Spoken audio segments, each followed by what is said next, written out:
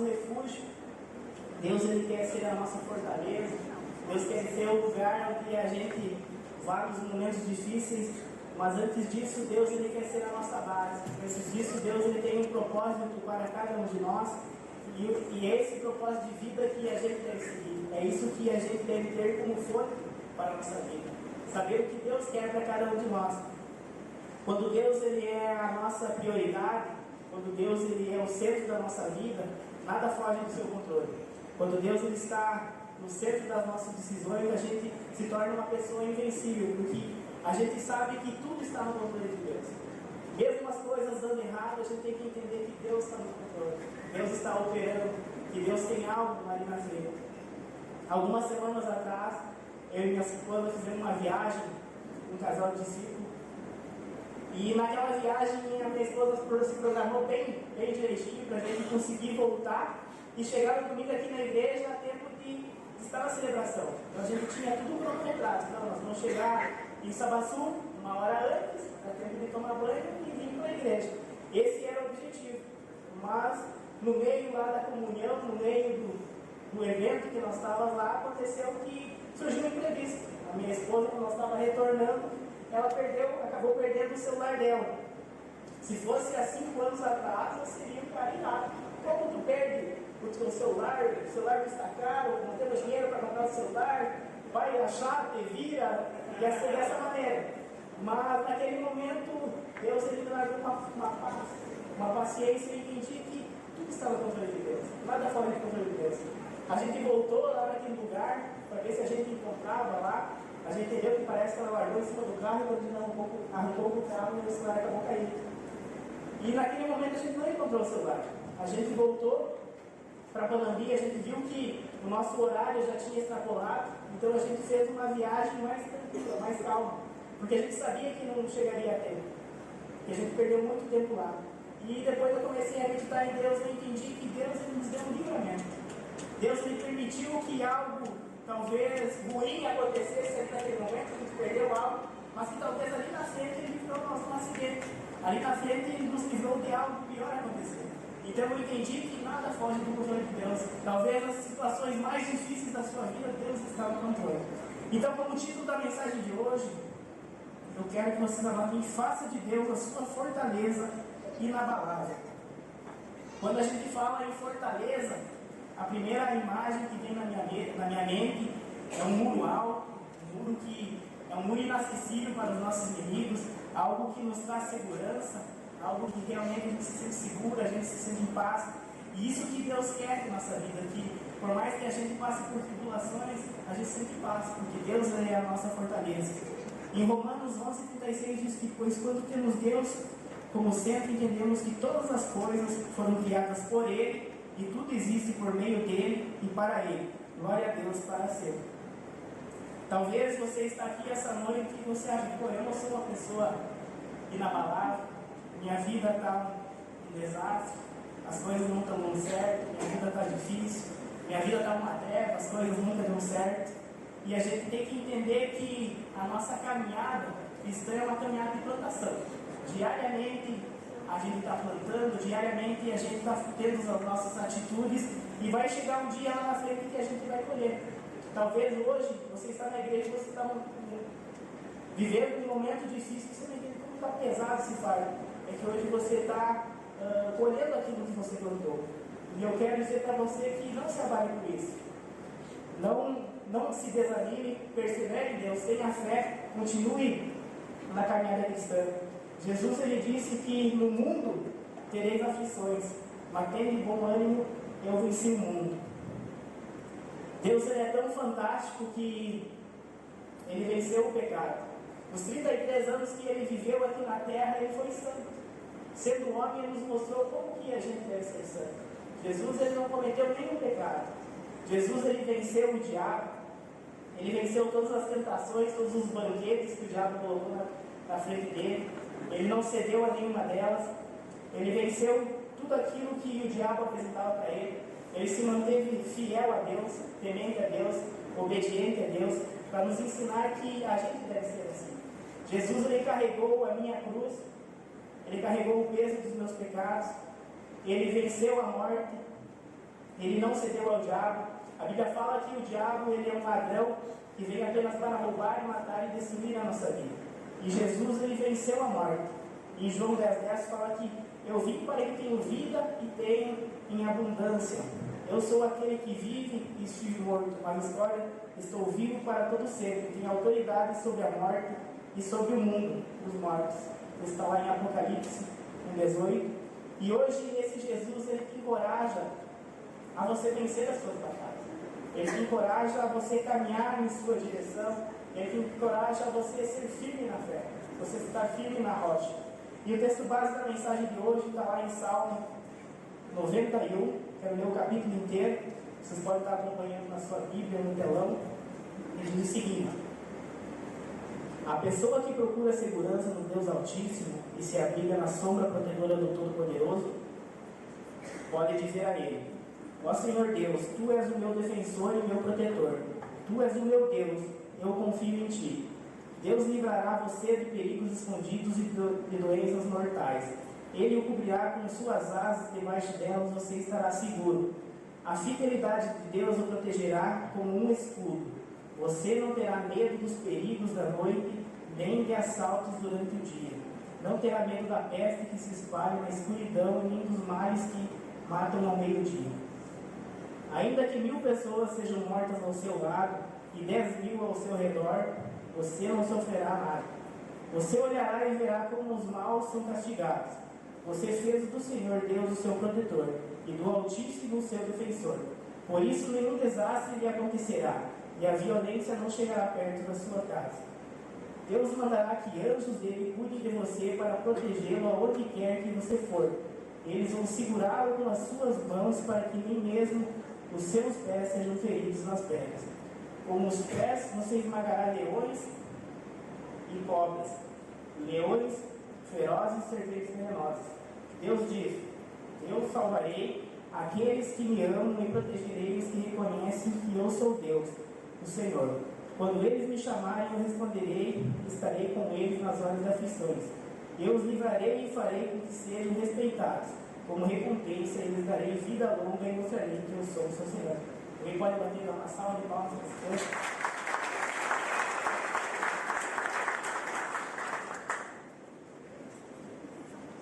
Eu acho esse texto fantástico.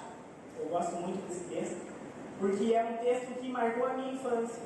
Eu nasci num lar católico e sempre que acontecia algo que fugia do controle de Deus, era esse texto que minha mãe lia. Quando chegavam as tempestades em casa, os vendavais, eu lembro de minha mãe levantar de madrugada, se ajoelhar, e a Bíblia já estava aberta no Salmo 91, e ela lia essa oração. Ela pedia força ao Pai. E eu creio que muitas vezes, quando ela orava essa oração, Deus lhe protegia, porque nada de ruim acontecia. Eu entendia que Deus ele ouvia aquele clamor, e realmente era o que acontecia. Então, todos aqueles que buscam proteção na Bíblia, eles encontrarão o Salmo 91. É uma oração de proteção, uma oração que realmente, quando a gente faz, quando a gente lê, a gente pode ver o sangue de Jesus cobrindo nosso lar, cobrindo nossa casa, que nada pode nos atingir. Esse salmo é para aqueles que são fiéis e confiam em Deus. No primeiro versículo, em outra versão, diz o seguinte: aquele que habita no esconderijo do Altíssimo e a sombra do Onipotente descansará. Ou seja, aquele que mantém os seus caminhos no Senhor terá proteção em seu apoio. E é fantástico que Deus, Ele quer nos proteger. Deus está no controle de todas as coisas. E nós muitas vezes não oramos ao Pai, não pedimos a proteção, não pedimos a sua ajuda. E basta sobrar os nossos joelhos que Deus Ele opera por nós. E manda anjos nos proteger. Então pode anotar na sua guia o ponto 1. Identifique as suas fraquezas. Nossas fraquezas são brechas em nossa armadura, são áreas nas quais nos deixam vulneráveis aos ataques do inimigo. Tem um texto em 1 Reis que diz o seguinte: no entanto, um soldado sírio atirou uma flecha que por acaso atingiu o rei Acabe, entre as juntas de uma armadura. Então ele gritou para o condutor do seu carro: fui ferido, dê a volta e me leve para fora da batalha. A palavra de Deus, ela conta a história do rei Acabe, que ele foi ferido por uma flecha que passou uma brecha pequena na sua armadura, onde feriu ele mortalmente.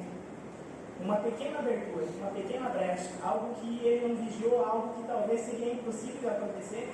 Imagine ele com uma armadura e talvez só por aqui embaixo foi ali que o inimigo conseguiu atingir ele.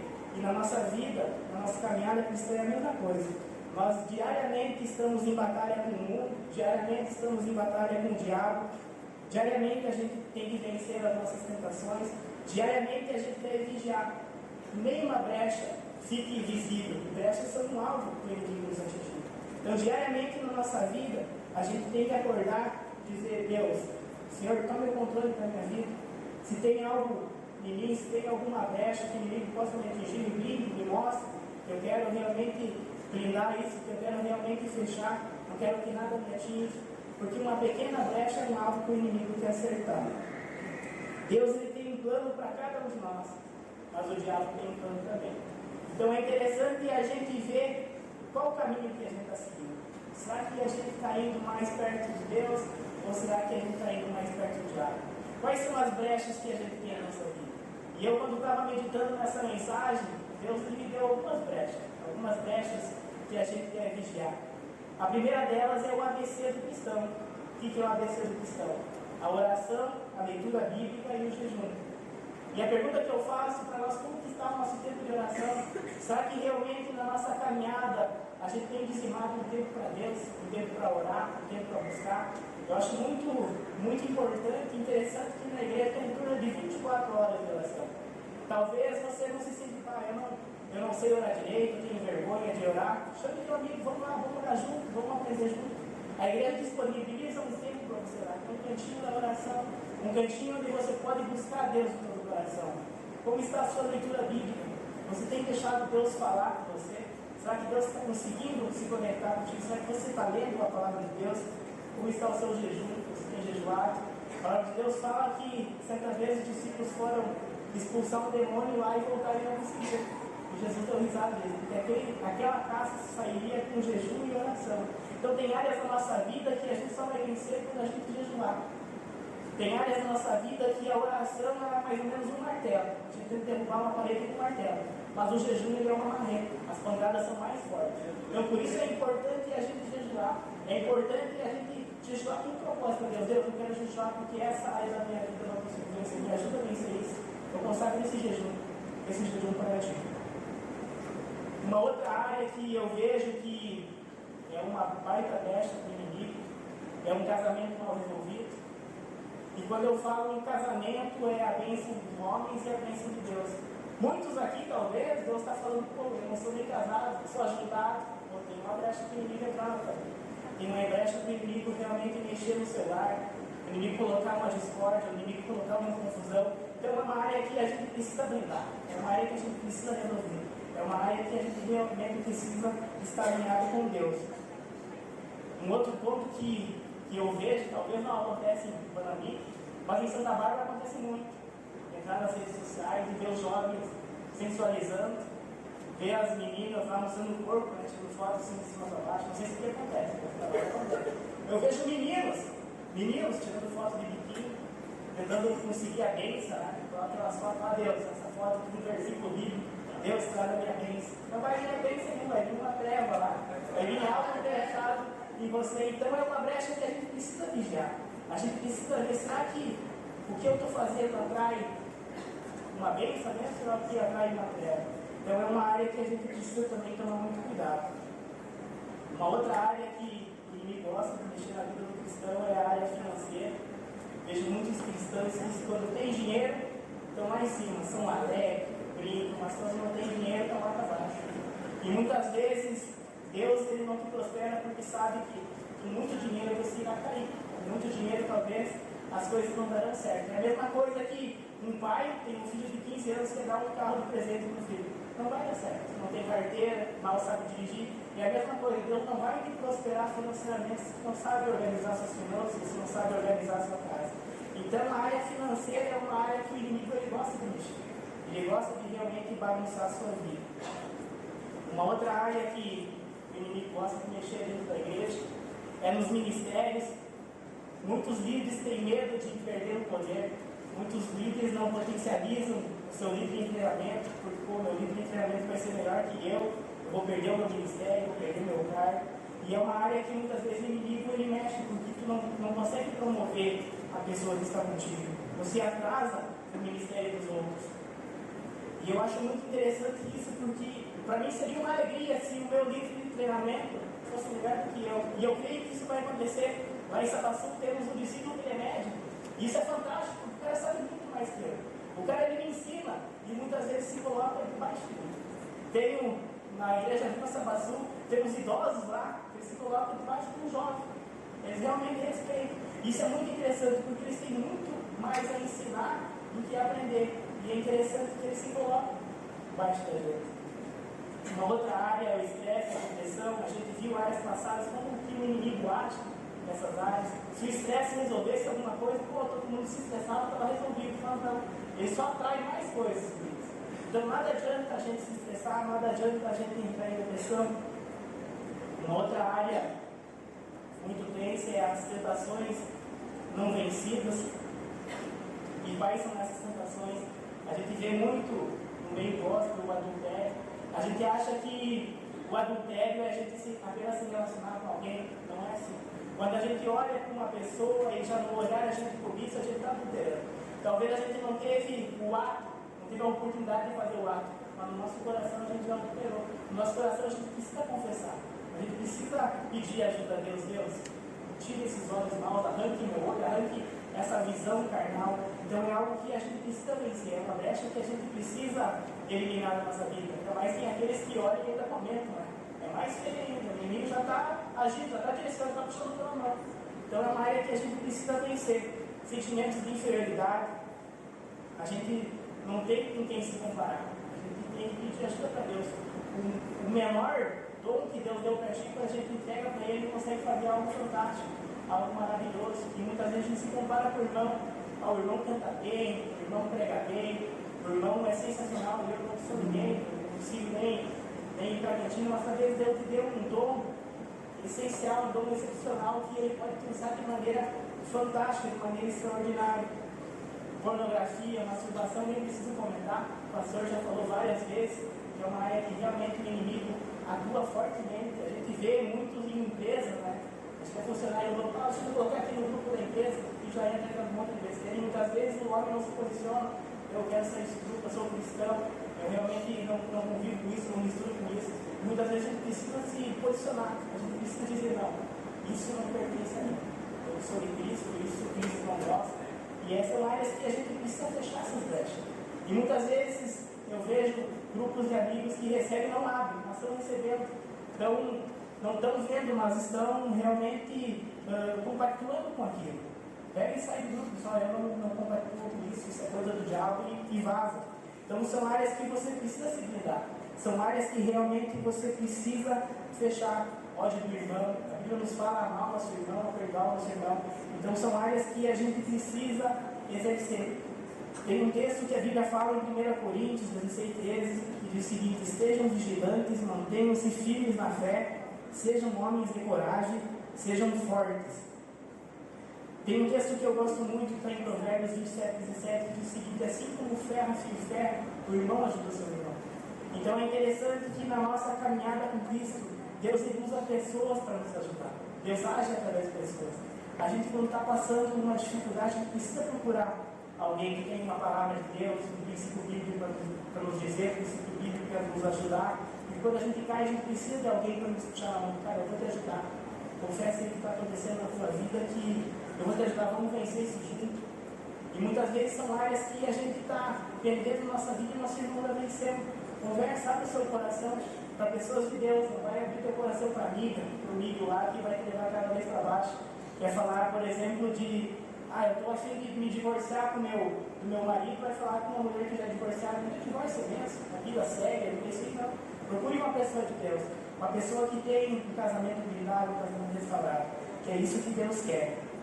Não se entregue aos prazeres da carne e aos banquetes do diabo. Se entregue a Deus, se entregue completamente a Deus, porque Ele pode restaurar a sua vida, Ele pode te transformar, é Ele que consegue te ajudar em todas as áreas da sua vida, é Ele que tem o total controle todos os nossos passos. Ele sabe o nosso presente, o nosso passado, o nosso futuro.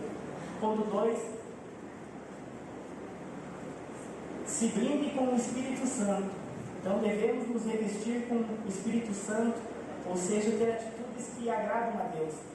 Atitudes que realmente nos levam ao encontro do Pai, atitudes que realmente Deus se agrada, que Deus ele vai nos livrar das armadilhas que a vida nos pegará, das pessoas que conspiram contra nós. Na caminhada cristã, a vida não vai deixar de te importunar, aparecerão dificuldades, surgirão, mas você encontrará abrigo no Senhor, você encontrará um refúgio em Deus. Eu acho muito interessante o Salmo 23, que fala que ainda que eu ande pelo vale da sombra da morte, eu não temerei, porque Deus está comigo.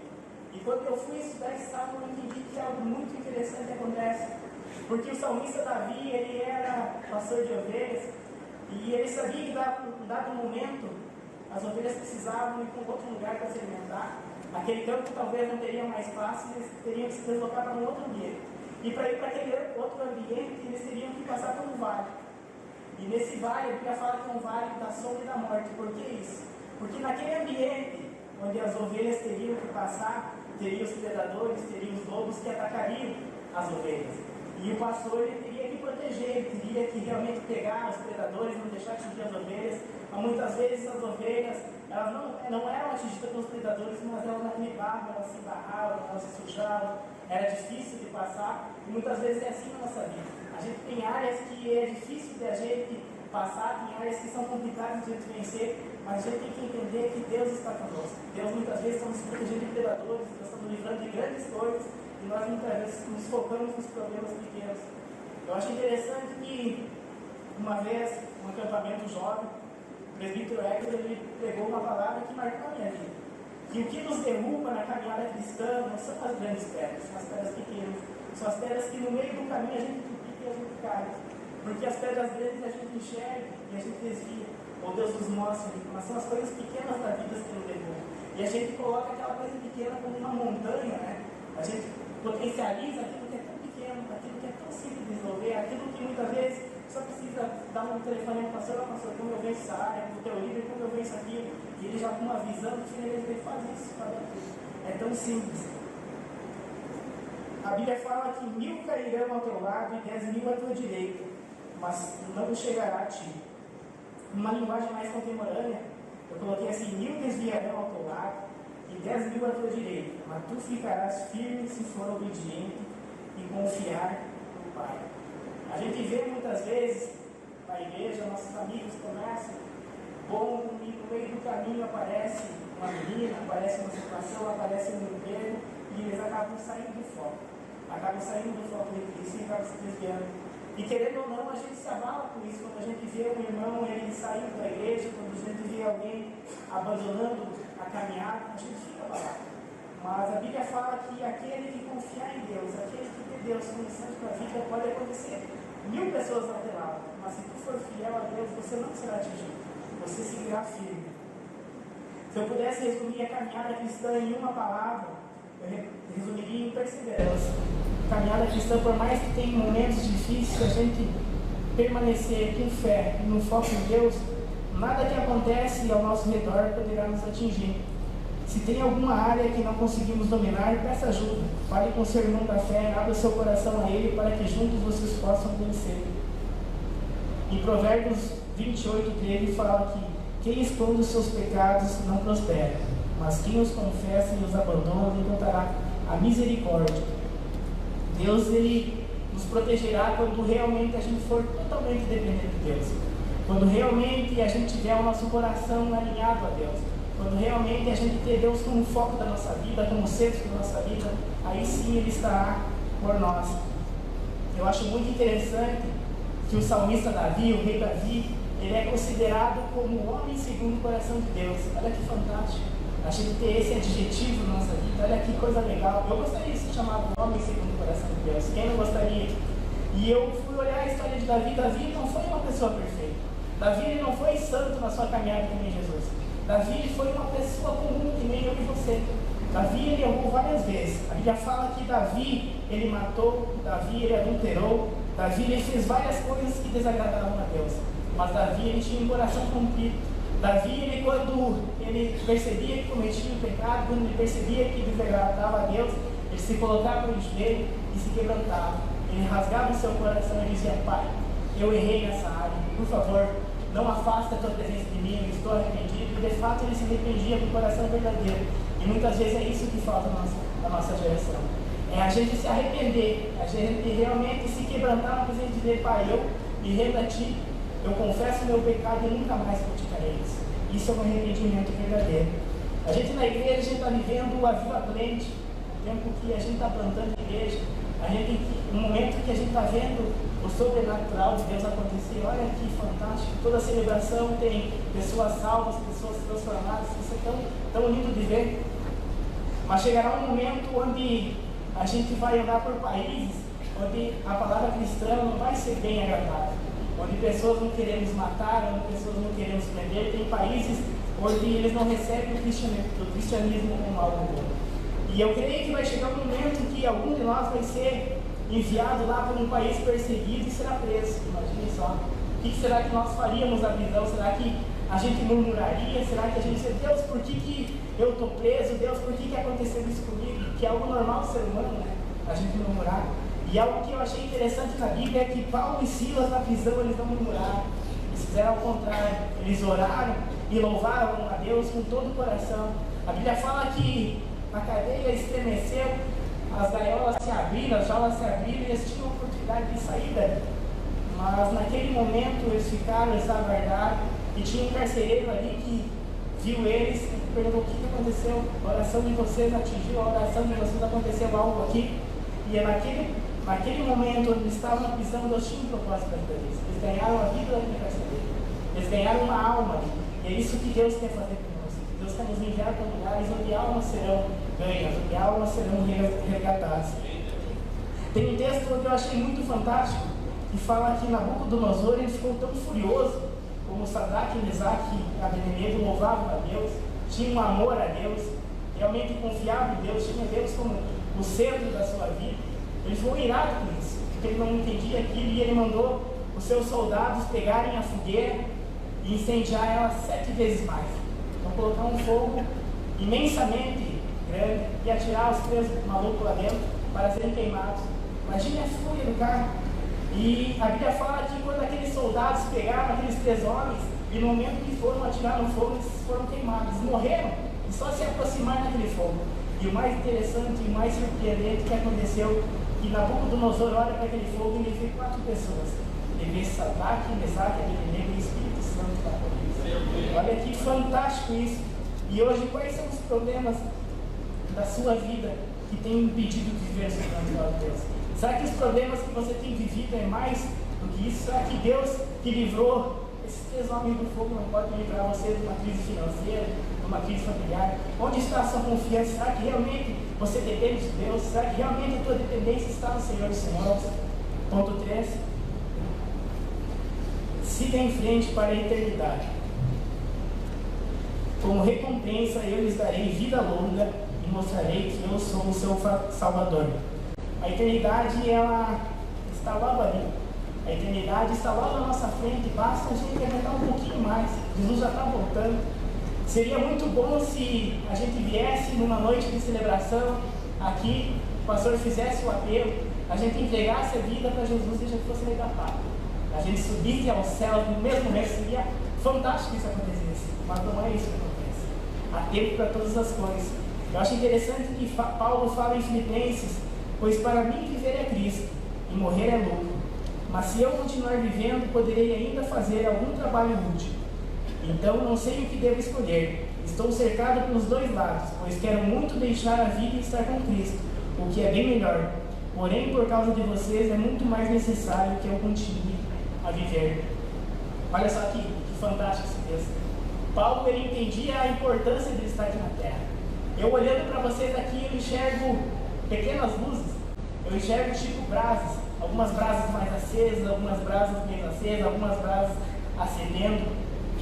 E quando eu olho essas brasas que estão começando a acender, eu lembro do tempo da minha vida onde eu tinha abandonado a caminhada cristã, e teve um momento que eu cheguei na igreja novamente e eu me enxergo como vocês, uma brasa que está realmente acendendo. Eu lembro que no meu lugar o pregador estava pregando e eu me coloquei perante Deus e disse: Deus, eu não sei o que o Senhor quer de mim, eu não sei qual é o propósito de eu estar aqui essa noite, mas hoje eu me coloco nas suas mãos.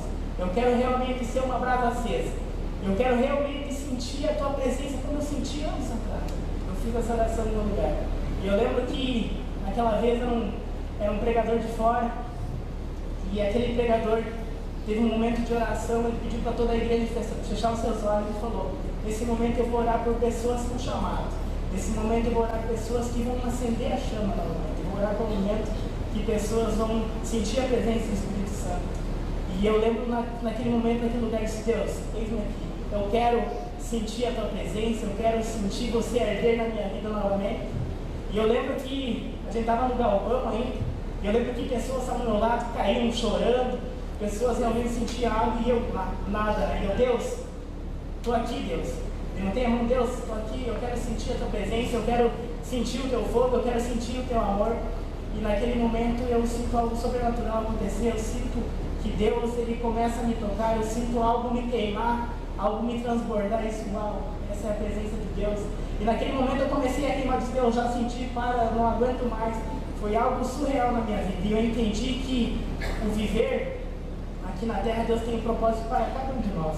Tem pessoas que hoje estão analisando você que está vindo na igreja, tem pessoas que hoje vão vir na igreja por ser inspiradas por você, tem pessoas que hoje estão vendo a transformação na vida dos filhos, tem pessoas hoje que estão vendo que Kelvin realmente mudou, que Kelvin realmente é um cristão, realmente o Kelvin foi transformado. E realmente são pessoas que vão vir através de nós. Cada um de nós tem uma multidão de pessoas.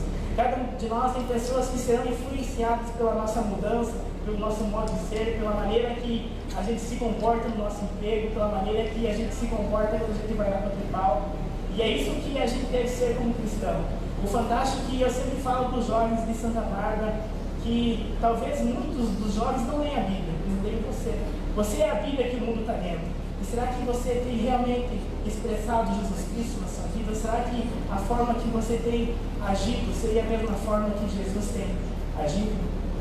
Quais são as pessoas que Deus colocou para você trazer para a igreja? Quais são as pessoas que você irá impactar? Quais são as pessoas que realmente estão se inspirando em você? Pense no seu lugar, quantas pessoas você pode trazer para a igreja?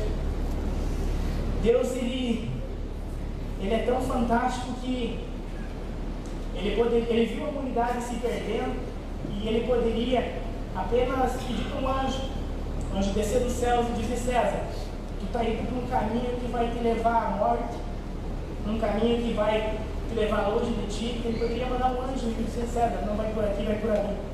Mas Deus é tão fantástico porque Ele sabia que se eu não obedecesse a voz dEle, se eu não obedecesse a direção dEle, talvez eu não aguentaria o peso da minha cruz, talvez eu não aguentaria o pecado, o tamanho do sacrifício que eu teria que passar.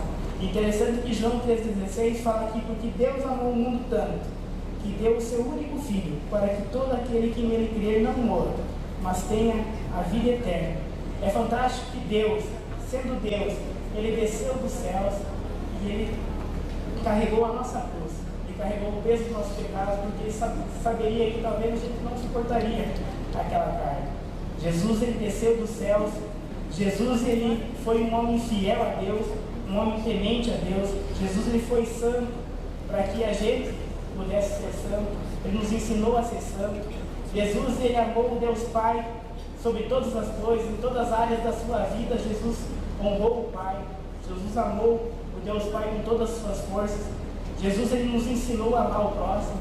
Jesus nos ensinou a amar o nosso vizinho, a amar o nosso irmão, a amar as pessoas que nos desagradam. Jesus, Ele carregou os nossos pecados. Jesus, Ele carregou a minha cruz. Jesus, Ele foi humilhado, Ele foi maltratado. Vocês conseguem entender isso? Que Deus, sendo Deus, Ele carregou o peso dos meus pecados. Deus, Ele sofreu aquilo que eu deveria sofrer. E por amor a mim, Ele resolveu carregar a minha cruz, carregar os pecados que eu cometi, os pecados que eu vou cometer ainda. Ele sacrificou por mim. Jesus, Ele morre, ao terceiro dia Ele ressuscita. Jesus, Ele nos ensina um caminho que leva para a eternidade. Jesus nos ensina um caminho que leva para o céu. Jesus ele nos espera hoje de braços abertos para a vida eterna. Conclusão, Jesus já pagou o preço dos nossos pecados. Entregue a sua vida a Ele, deixe Ele ser a sua fortaleza e você será inabalável.